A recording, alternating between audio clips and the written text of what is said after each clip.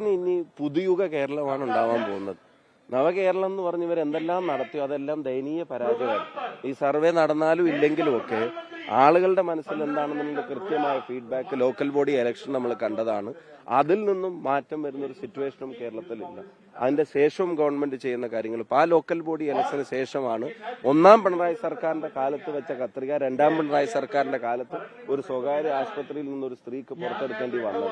50 കൊല്ലം അവിടെ ഇരുന്നോട്ടെ എന്നൊക്കെ പറയുന്ന ആരോഗ്യ വകുപ്പാണ്. ഓരോ തരത്തിലുള്ള ഇഷ്യൂസ് കൂടിക്കൊണ്ടേയിരിക്കുക.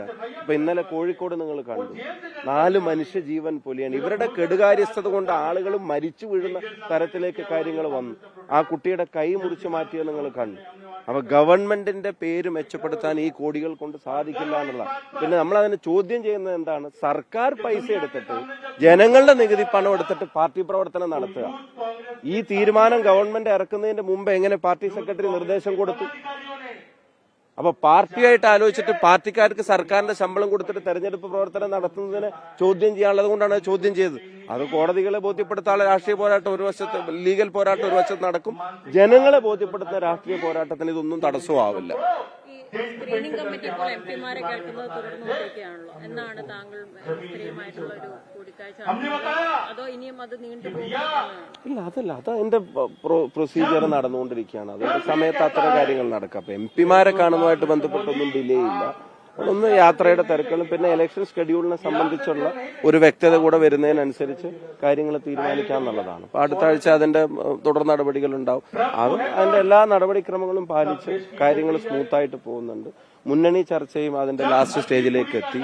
കാര്യമായിട്ടുള്ള തർക്കങ്ങളൊന്നുമില്ലാതെ തന്നെ സ്മൂത്തായിട്ട് അത് പരിഹരിക്കാൻ കഴിയാവുന്ന ഒരു സാഹചര്യത്തിലേക്ക് എത്തുന്നു. We all are all positive. എംപിമാർ മത്സരിക്കുമോ എന്നുള്ള ചോദ്യം ഇപ്പോഴും അത്ര സജീവമായിട്ട് അത്ര ഒരു ചോദ്യം ഇല്ലല്ലോ. എംപിമാർ മത്സരിക്കുന്ന കാര്യത്തിൽ പൊതുവെ പിന്നെ എംപിമാരുടെ മത്സരത്തെ സംബന്ധിച്ച് വളരെ അനിവാര്യമാണ് എന്നുള്ള തരത്തിലുള്ള തീരുമാനങ്ങളിലേക്കൊന്നും എത്തിയിട്ടില്ല. അതിപ്പോ അത്ര അങ്ങനെ ഒരു ഈ സ്ഥാനാർത്ഥി നിർണയത്തെയോ അതിന്റെ ചർച്ചകളെയോ തടസ്സമാവുന്ന തരത്തിൽ എംപിമാരുടെ മത്സരം ഒരിക്കലും വന്നിട്ടില്ല.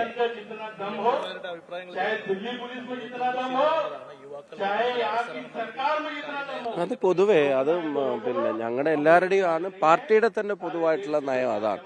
ചെറുപ്പക്കാർ കൂടുതൽ ആളുകൾ വിജയസാധ്യതയുള്ള സീറ്റുകളിൽ, ഫൈറ്റ് ചെയ്യാവുന്ന സീറ്റുകളിൽ മത്സരിച്ച് വരണം എന്നുള്ളത് പാർട്ടിക്കും നല്ലതാണ്.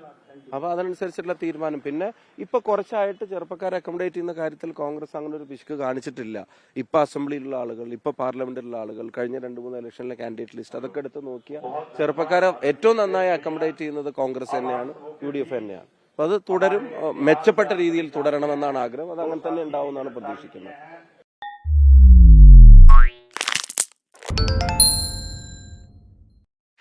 ലോകത്തെവിടെയായാലും ഏത് സമയത്തും 24 വാർത്തകളും ഓഗ്മെന്റഡ് റിയാലിറ്റി പാക്കേജുകളും എക്സ്പ്ലെയിനറുകളും വിശദമായി കാണാൻ ഞങ്ങളുടെ YouTube ചാനൽ നിങ്ങൾക്ക് സബ്സ്ക്രൈബ് ചെയ്യാം.